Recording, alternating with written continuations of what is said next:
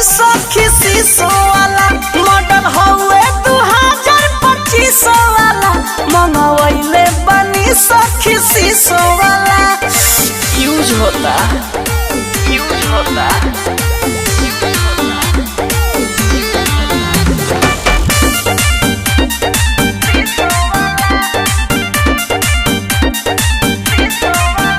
जब सिनरी बाटे काहे करी हाथ से गुड फीलिंग करता निये हो सखी रात से ऑनलाइन से जमानी खाती मिलल बा जोगा ना जाऊ हो तो उठाई जे को नई के भाता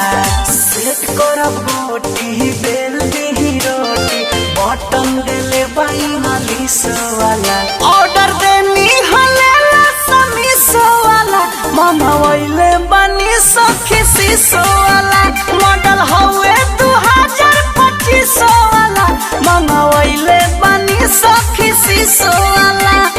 गुड फील देता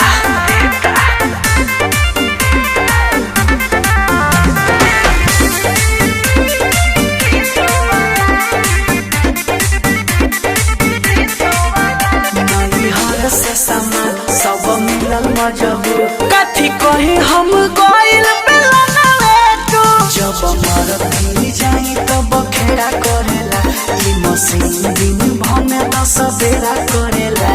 धव जो आकाश चंचल देवारा